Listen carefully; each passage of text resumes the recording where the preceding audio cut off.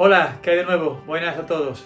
Bueno, pues aquí estamos para un nuevo capítulo, el cuarto ya de esta serie, de esta Masterclass, Monchi 13 Masterclass, que espero que os esté gustando y que estéis disfrutando con ella. Vamos a hacer un pequeño resumen. Primer capítulo hablamos fundamentalmente de cómo era vencer al factor suerte, acordaros, con la frase del éxito y del trabajo. En el segundo capítulo hablamos de algo que a veces dejamos pasar, ¿no? Que son esos pilares básicos, la dirección única, la planificación y el grupo de trabajo. Y ya en el tercer capítulo, en el último capítulo que habéis visto, empezamos a entrar un poco en lo que era la historia de un fichaje, hablando del seguimiento en bruto. Como os acordaréis, en aquella clase, en esa última clase, el pasado lunes, hablábamos de dos fases en la planificación muy marcadas, ¿no? En cuanto a una primera fase que era desde julio, agosto hasta enero, en la que hablábamos de lo que yo denominaba el seguimiento en bruto, y luego una segunda fase de enero hasta mayo más o menos, que era lo que yo llamaba el seguimiento en neto. En este capítulo de hoy y en el próximo capítulo, vamos a descifrar un poco o de manera muy estricta cómo es ese seguimiento en neto, en qué consiste, ¿no? Acordaros que os dije que la base fundamental de ese seguimiento neto era el trabajo que habíamos hecho en la primera parte del año, el seguimiento en bruto, es decir, llenar nuestra base de datos con nombres de manera un poco general, sin ir a un objetivo concreto, para de ahí sacar una lista de elegidos que nos serviría como punto de partida de la siguiente fase. Bueno, pues estamos en la fase del seguimiento en neto.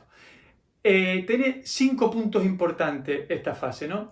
Visionado de jugadores seleccionados en la fase anterior, como he dicho anteriormente, seguimiento en distintas situaciones, seguimiento por distintos scouts, clasificación de jugadores y elaboración de una lista definitiva de jugadores. Hoy vamos a ver los 3 primeros puntos, ¿no? Lo que es el visionado de los jugadores seleccionados, cómo lo hacemos, cómo actuamos en distintas situaciones y por distintos scouts. Vamos a centrarnos en esos 3 procesos, ¿no?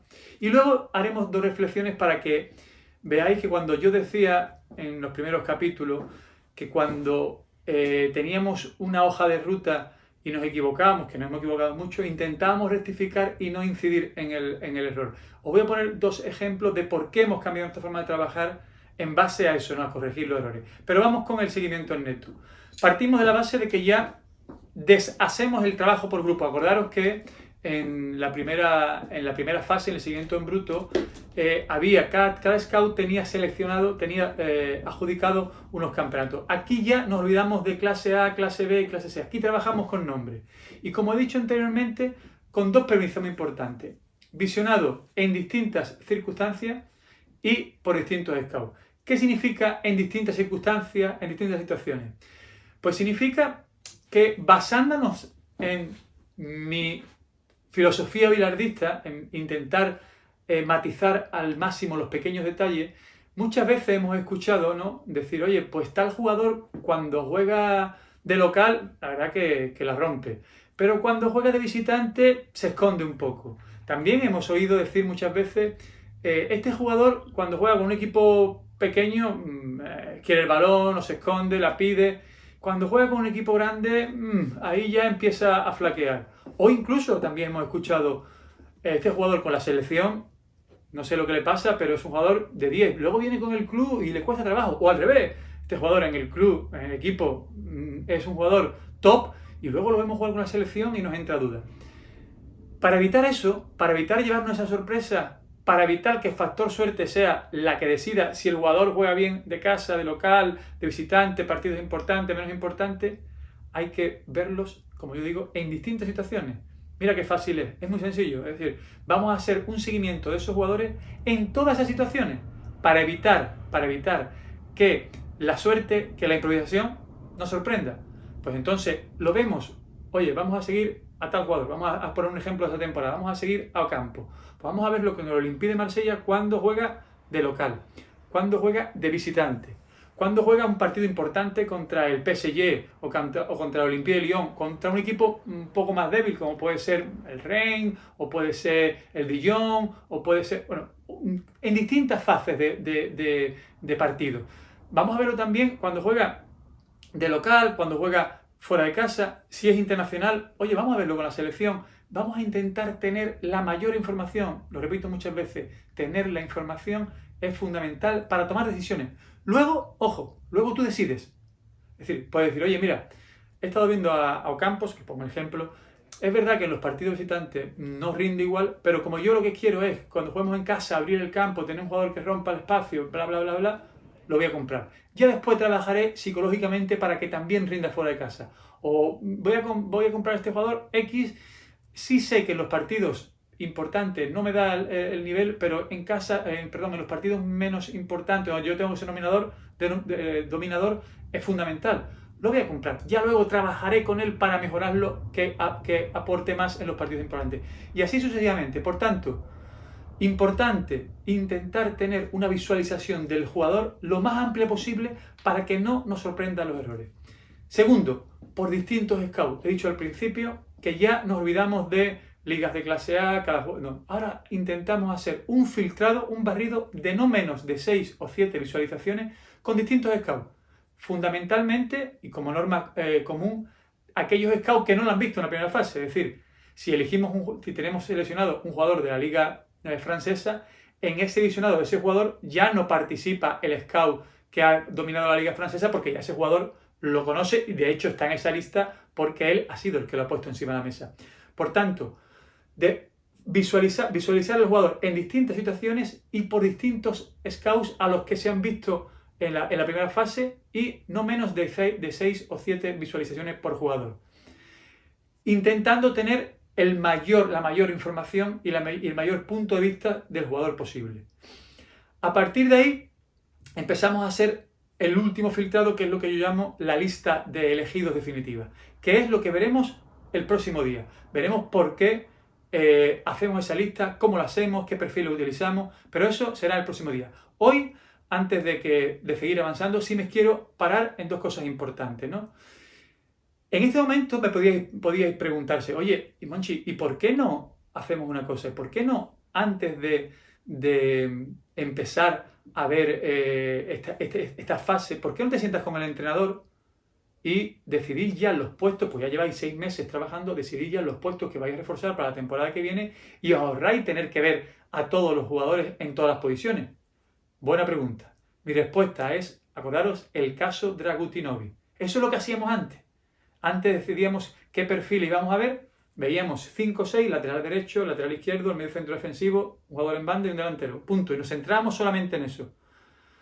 A partir de que nos pasó, que ya os conté, que me cogió con el pie cambiado, el caso de la marcha de Sergio Ramos y no tener repuesto, dijimos, por el modelo de negocio, por la forma de trabajar, por la filosofía del Sevilla, cualquier jugador puede salir en cualquier momento.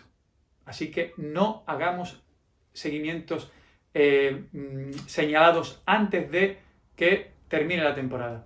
Vamos a hacer seguimientos de todas las posiciones, de las 11 posiciones, portero, lateral derecho, lateral izquierdo, central izquierdo, medio centro ofensivo, todas las posiciones. Por eso trabajamos con 11 jugadores por posición, por estudio. Estudiamos todas las posiciones, no nos centramos solamente en una selección, que es una pregunta lógica que podríais hacer. La explicación, acordaros, caso Dragutinovic. Nos puede pasar que creamos que hay un puesto que no vamos a tener que reforzar porque está bien cubierto, puede pasar en cualquier momento que haya una oferta, que paguen una cláusula, X. Por tanto, consejo que os doy, en todas las posiciones del campo. Y también me podéis decir, oye, ¿por qué no te sientas bien con el entrenador y ya vas perfilando el perfil? Oye, para no tener que buscar laterales de distintos perfiles, búscame un lateral para Lopetegui, que es el entrenador. Entonces ahí siempre cuento yo la doctrina Unai Emery.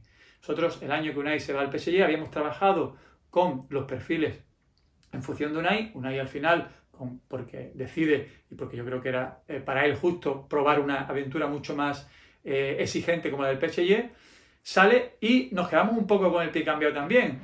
Tuvimos que improvisar con el nuevo entrenador, con Sampaoli, la planificación porque habíamos trabajado con los perfiles de Unai. Nosotros trabajamos con todo tipo de perfiles. Eso lo contaremos con más tranquilidad en el próximo capítulo. Pero para que vayáis ya pensando, trabajamos con las 11 posiciones en el campo y cada posición distintos perfiles.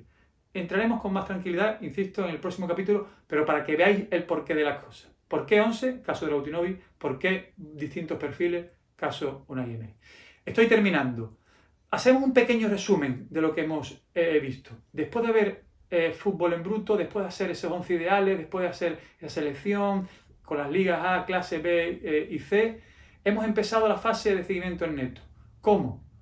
Ya nos olvidamos de los scouts que tienen cada uno asignado campeonato, hacemos un barrido en distintas situaciones, en distintas situaciones de local, de visitante, partidos importantes, menos importantes, con la selección. ¿Para qué? Para evitar que te sorprenda la suerte. Ese enemigo que siempre está dando vueltas, para evitar que te sorprenda la improvisación, para que no digas, joder, yo no sabía que este jugador en los partidos que era importante no aparecía, yo pensaba que tenía personalidad. No te fustigue, trabaja antes, intenta buscar antes la solución y después tú decides. Y luego, como he dicho anteriormente, por distintos scouts. Olvidamos los scouts anteriores, olvidamos aquellos scouts que han visto al jugador e intentamos que estos jugadores lo vean scouts distintos. Esto nos va a permitir tener un amplio abanico de posibilidades, de visiones. Acordaros lo que hablábamos del grupo de trabajo, pues esto es lo que viene ahora. Es decir, tener una visión mucho más global, no solamente de un técnico, de un mismo jugador. Por eso, mínimo 6 o 7 filtrados. Y acordaros, para terminar ya definitivamente, caso Drautinovic y caso Unai Emery. Ver en todas las posiciones y ver en todos los perfiles. En el próximo capítulo nos entretendremos en qué materias, en qué conceptos utilizamos para hacer esa clasificación, para hacer esa lista de elegidos definitivos, y nos entretendremos en ver todos los perfiles que buscamos y por qué lo hacemos.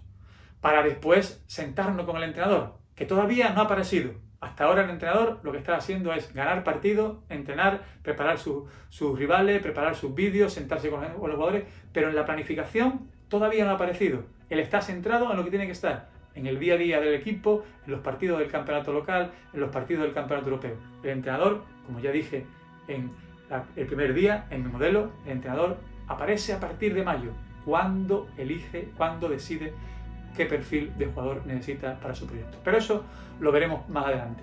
Hoy quedaros con el seguimiento en neto. Creo que lo habéis entendido perfectamente y ya os digo, en el próximo capítulo terminaremos de perfilar lo que es el seguimiento en neto, pero yo creo que ya hoy habéis conocido un poco cuál es la idea. Un abrazo, cuidaros y nos vemos pronto.